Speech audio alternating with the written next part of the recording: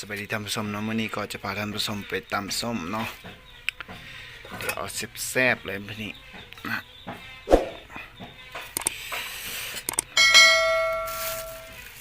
พี่น้องเอาแบบแซ่บๆเลย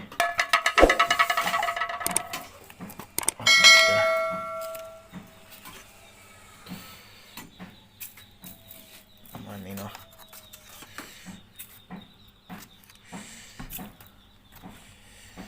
แป้งนัว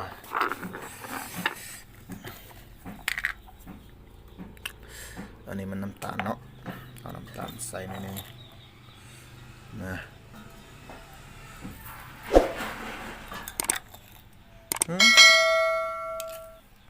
แป้งนัวใส่มันลดพี่น้องแล้วก็ตำด้วยกะปิเนาะ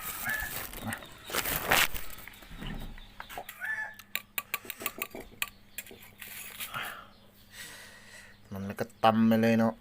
มันนี่มีประมาณนี้นะครับตำ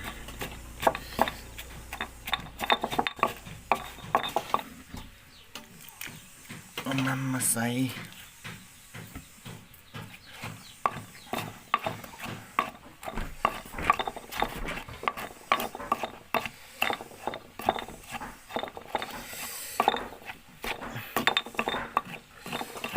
ตอนนี้ก็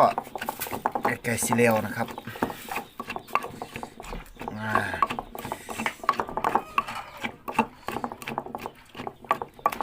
ตำด้วยอันนี้นะครับ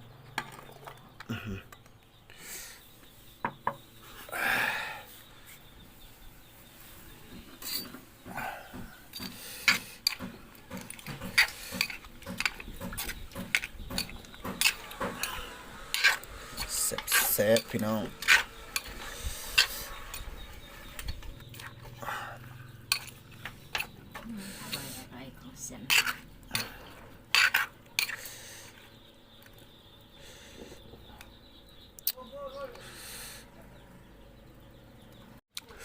อย่างบอกพ่อน้ำตาลที่เอาน้ำตาลมาใส่เนี่ยไปเลยพี่น้อง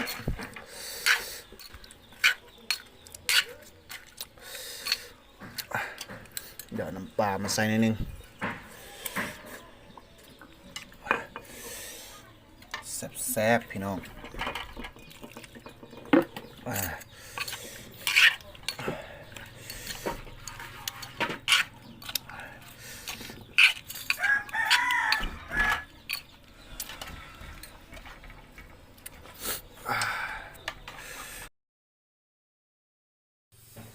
มากินส้มพี่น้อง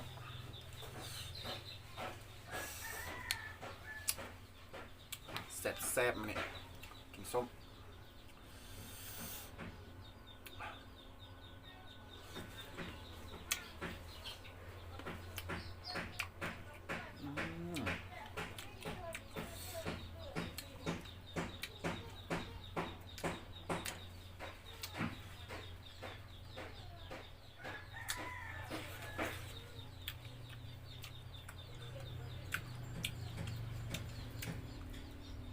บอกเลยว่าสุดยอดมาคำใหญ่ๆเลยพี่น้องส้มแซ่บๆมานี่เอาแซ่บๆพี่น้อง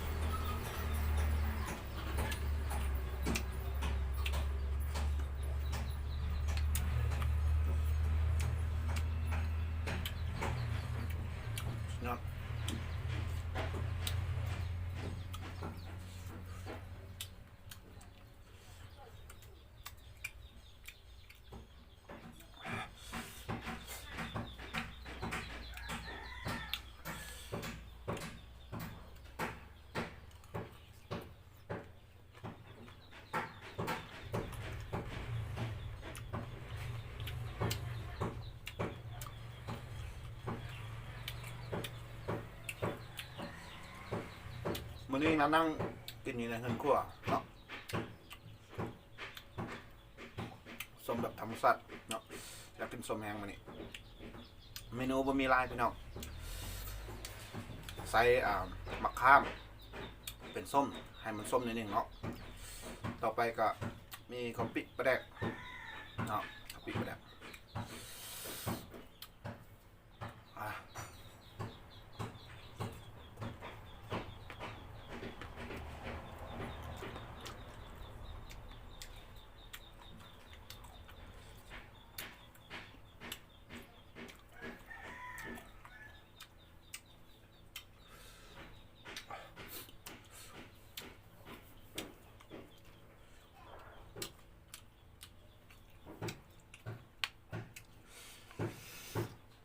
มา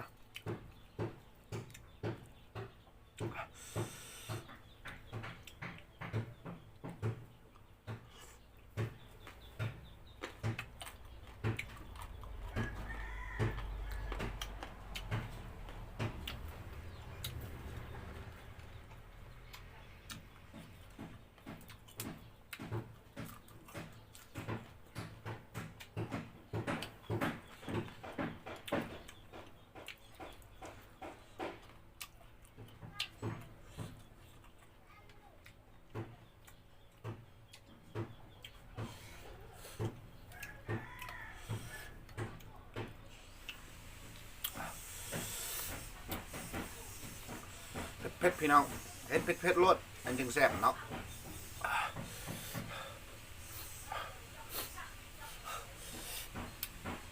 โอ้ย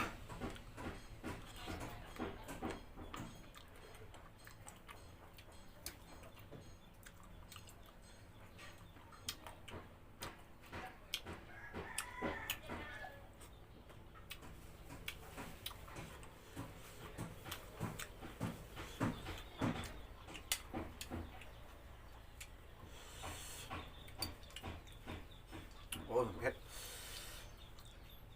ทั้งเผ็ดทั้งแบบนี้แหละมันซอกเนาะพี่น้อง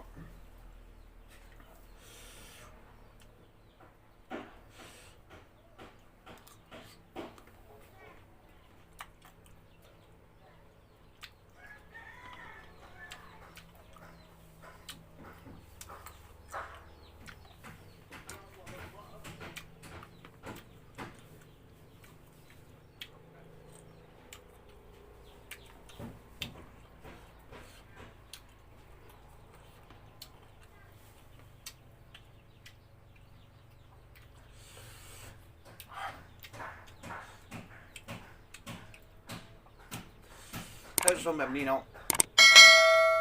ถ้าต้องใส่มันเผ็ด